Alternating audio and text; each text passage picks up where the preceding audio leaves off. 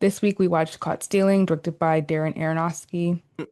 This movie, like once I will credit Darren for his direction. Like he's one of the best directors I think in the industry right now. I'll praise Austin Butler's performance.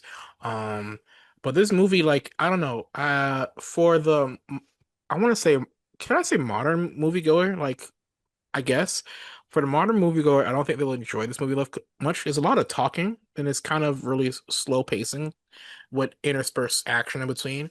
Um, but this movie really gives me this movie would be perfect in the 90s, early 2000s era, about to like 2010. Like that movie gives me a vibe that fits that era. And I think that's mostly due to the sentimentality of us, of course, having consistent sequels or franchise has shifted. So the style of storytelling is drastically different. This thing kind of reminds me very much of uh the Seven with Brad Pitt. Like Austin Butler gave me a very much Brad Pitt esque performance, or like pictures from that era. It reminded me very much of it, so it feels like out of place. I had a lot of fun with it. There were some things I didn't like, but I liked, first of all, that this is a very different movie that Aronofsky makes. He makes Mhm. like very like, well, actually, I won't say that. I think he is good at playing with genre. Like Yeah. every most of the that he does are very different from each other, which I think is good. Mhm. I think there sometimes can be a little self-serious sometimes. So this was nice because it wasn't that. Like this was just like fun entertainment, like action movie. You know exactly where it's gonna go, but you're still having like a good time. It's 90s nostalgia, good music, like great acting. Um, and it's like there are twists and turns that you're not really expecting some of it. Like you know where things are going to end up, but like Austin Butler's going to be fine. But Yeah. like in terms of some of the other things that kind of get thrown in there, I think it's fun and like surprising. Like I love that Bad Bunny is acting. I think that's great. And I again like this is an adaptation of a book, but like again, I like that it's not just like from a franchise. Not that I have any issues with those movies if they're done well, but it's just nice to have a change of pace that like the last couple movies I've seen have Yeah. not been attached to anything else previously. It's like it's been pretty original or just from a book that I definitely never heard of this book, so it was nice. Um, I think Austin Butler is fantastic. I Austin Butler is like I want it. It's interesting because like I've seen him and stuff, but I feel like he's not like in everything, which I enjoy. Yeah. Like I enjoy because there's certain actors that you like will literally see in like a couple of Pedro Pascal, for example, is like in so much stuff this year. And even though I enjoy him and I enjoy his acting, it is kind of a lot. And I Yeah. really enjoy that like Austin Butler kind of seems like he's not gonna do like every single thing. Like he is um uh sparse in like his choosing of roles, which I think makes him more interesting as an actor. Mhm. And kind of post Elvis, seeing him do Dune and then this, like I really like to see him like really transform and he's really good at doing that. But in this, like he was kind of giving like a Brad Pitt-esque Yeah. vibe, but he's also just like a really talented actor. And I really enjoy seeing him like front and center leading man kind of doing that, being vulnerable in certain places, being funny in certain places. Like I enjoyed that you can see a little bit of his more comedic side. I think that that was fun. The physicality of the role and stuff. Like I thought he did such a great job in that. Like you can definitely see him as like an action lead if he If he chose wants to to. do like Yeah. that.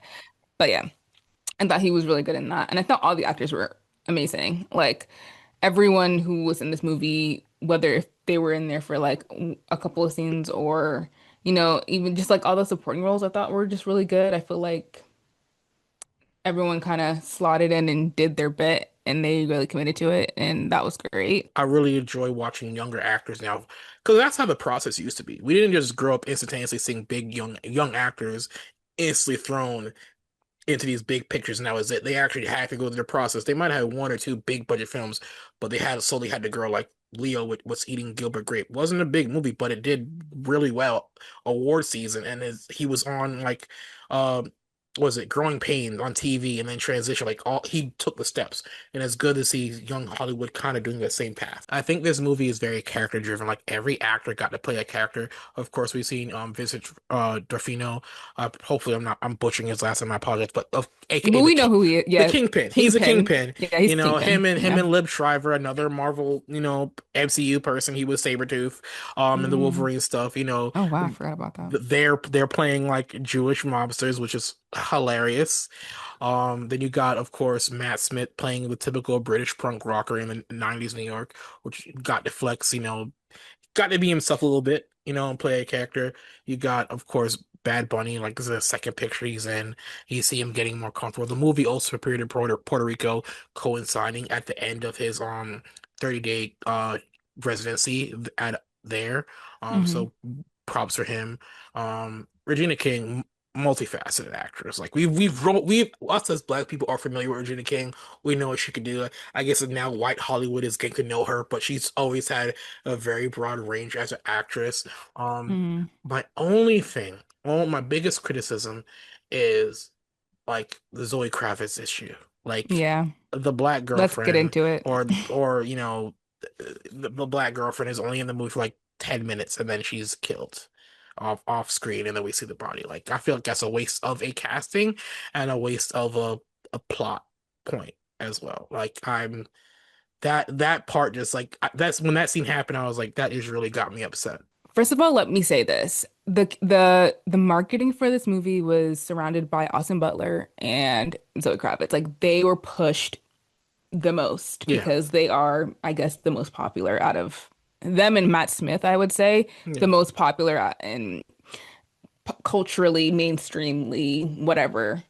Um, and for her to die literally 20 to 25 minutes into the film was so ridiculous because it's like you were pushing these people, you're pushing her specifically, to market this film that she's barely in. And I've seen other films do that. I can't remember off the top of my head who else did it, but it happened semi recently. And I'm just like, why are you pushing these people who aren't even in the movie, really? I Yeah. remember in like the end season of Mr. Robot, with Rami Malek, the main girl who had been in all the seasons was not at the premiere or not doing any press whatsoever because she's dead in in that last season, which makes sense. It's like, why would you show up and do the press if you're not even really in it? Like, Hmm. and I get it, like Zoe Kravitz is a big draw, but like then you should have extended her character. Like if Yeah. that's what if you wanted to, play those cards, make sure she's in the film. So that was one of the things that kind of pissed me off. The second thing is also because they really give Zoe Kravitz like the same kind of characters to play, which is like hot, cool girl. Manic Like, Pixie Dream Girl kind of thing. yeah, like Yeah. sexy in lingerie, smoking a cigarette, like that Zoe Kravitz. But I'm just like, I really feel like I would be annoyed if I would be annoyed at my agent, one, but like I would also be annoyed the fact that like you're getting the same kind of roles. The only roles that did that she has that actually has like depth, in my opinion, is like the character she played on High Fidelity and then Yeah. Catwoman. Yeah.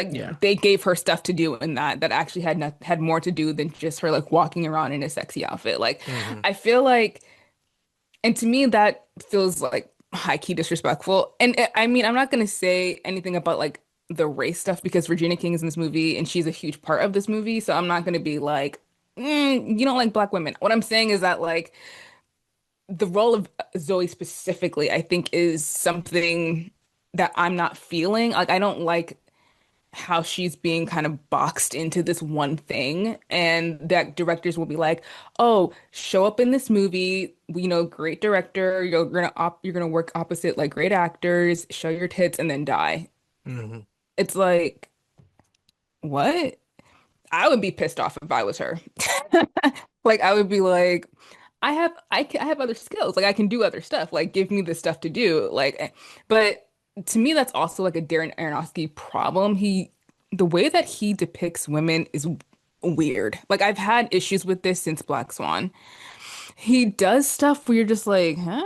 Like in Black Swan, there's a scene where Natalie Portman and Mila Kunis just have a full-on like lesbian sex scene, and you're like, okay, well, what did this have to do with like, is this a part of her like mental breakdown? Like, why is this in here?